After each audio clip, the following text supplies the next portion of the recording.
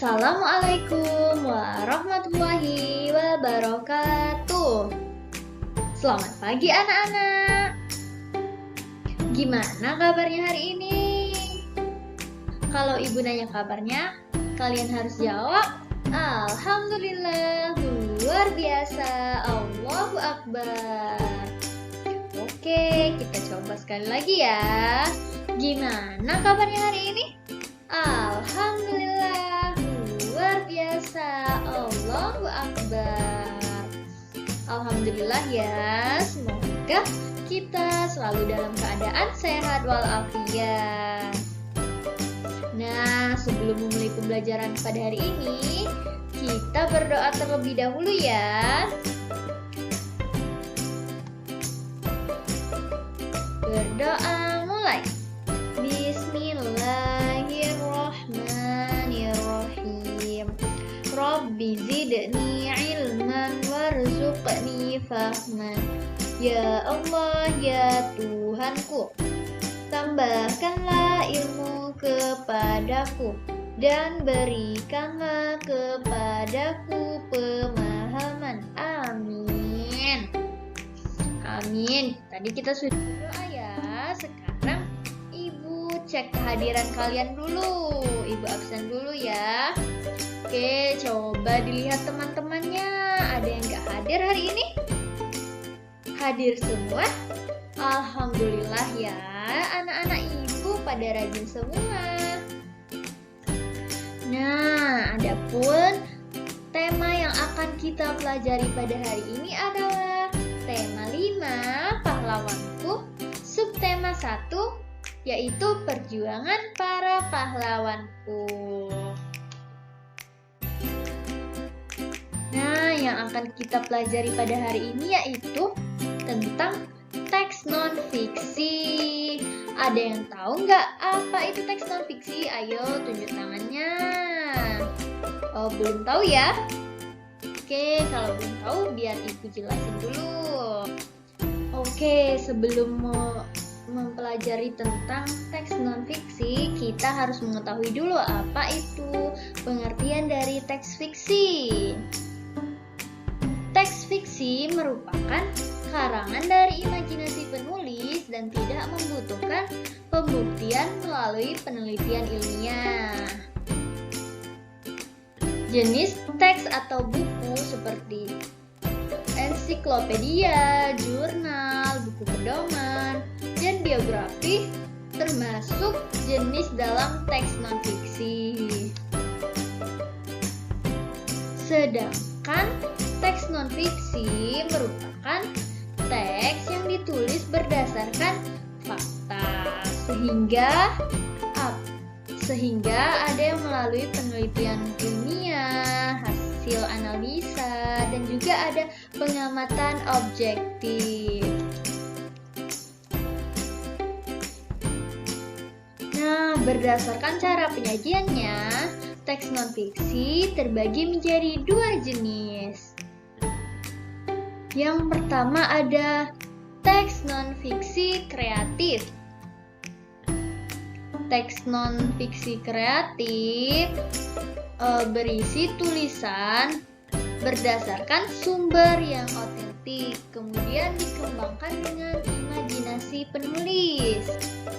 Kemudian yang kedua ada teks non-fiksi murni.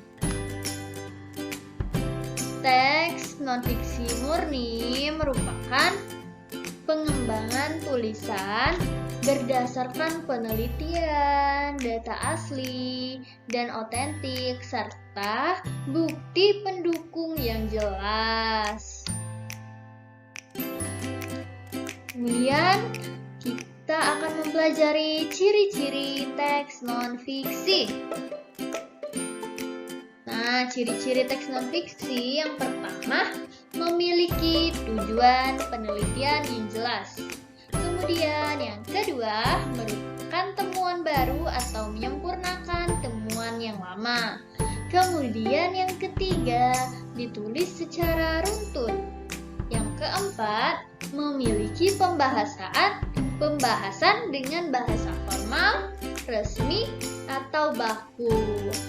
Kemudian yang kelima, tersusun atas fakta dan data yang nyata.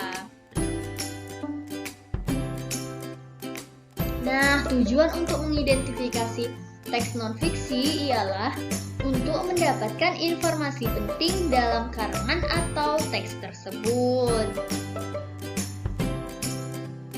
Berikut ini merupakan langkah atau cara mengidentifikasi teks non-fiksi. Yaitu yang pertama, membaca keseluruhan teks secara cermat dan seksama. Nah, semakin banyak kita membaca, maka akan lebih banyak informasi yang akan kita temukan atau kita dapatkan. Yang kedua, mencari kalimat utama sangat membantu untuk mengidentifikasi teks non-fiksi. Yang ketiga, menggunakan kata kunci untuk menentukan ide pokok, sehingga memudahkan untuk memahami fakta dan data teks non-fiksi. Kemudian yang keempat, memanfaatkan 5W, 1 dan 1H. Nah, ada yang tahu apa itu 5W dan 1H? Iya, itu adalah kata tanya, yaitu what, where, when, why, dan how. Nah, kita harus memanfaatkan 5W 1H untuk mencari tahu informasi penting dan menyajikan dalam bentuk kesimpulan. Nah, coba kalian amati teks yang ada di layar. Kita baca sama-sama ya. Judulnya Raja Purnawarman, Panji Segala Raja. Raja Purnawarman mulai memerintah kerajaan Tarumanegara pada tahun 395 Masehi. Pada masa pemerintahannya, ia selalu berjuang untuk rakyatnya. Ia membangun saluran air dan memberantas perampok. Raja Purnawarman sangat memperhatikan kesejahteraan rakyatnya. Ia memperbaiki aliran sungai Gangga di daerah Cirebon. 2 tahun kemudian, ia juga memperbaiki dan memerindah alur sungai Cupu sehingga air bisa mengalir ke seluruh kerajaan. Nah, para petani senang karena ladang mereka mendapat air dari aliran sungai sehingga menjadi subur. Ladang para petani tidak kekeringan pada musim kemarau. Raja Purnawarman juga berani memimpin angkatan laut kerajaan Tarumanegara untuk memerangi bajak laut yang merajalela di perairan barat dan utara kerajaan. Setelah Raja Purnawarman berhasil membasmi semua perampok, keadaan menjadi aman. Rakyat di kerajaan Tarumanegara kemudian hidup aman dan sejahtera. Sebagai wujud kecintaan rakyat kerajaan Tarumanegara kepada Raja Purnawarman, telapak kakinya diabadikan dalam bentuk prasasti yang dikenal dengan Prasasti Ciaruten. Nah, setelah membaca teks tadi, kita menjawab soal yang ada di layar ya. Kita bahas sama-sama. Yang pertama, tuliskan perjuangan yang dilakukan oleh Raja Purnawarman. Oke, jawabannya dengan membuat saluran air yang dihubungkan dari Sungai Citarum, Jawa Barat, sehingga rakyat di sana tidak kekurangan air. Yang kedua, tuliskan sikap kepahlawanan yang dimiliki oleh Raja Purnawarman, yaitu berani menentang musuh dan pantang menyerah, memberantas kejahatan untuk keamanan masyarakatnya. Kemudian yang ketiga, apa Apa yang dirasakan rakyat kerajaan Tarumanegara atas perjuangan yang dilakukan oleh Raja Purnawarman? Jawabannya, para petani senang karena ladang mereka mendapat air dari aliran sungai sehingga menjadi subur. Ladang para petani tidak kekeringan pada musim kemarau. Kemudian yang keempat, menurutmu bagaimana kehidupan rakyat kerajaan Tarumanegara jika rajanya tidak memiliki sikap kepahlawanan? Oke, siapa yang berani jawab?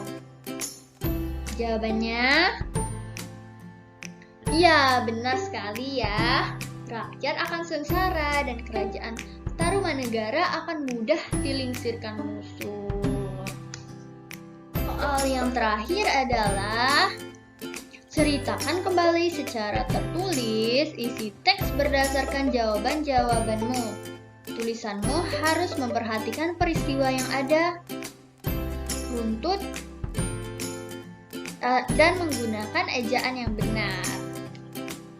Oke, kalian jawab ya.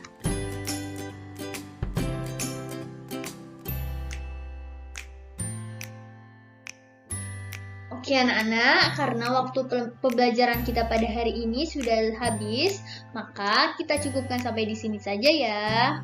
Tetap semangat belajarnya. Wassalamualaikum warahmatullahi wabarakatuh.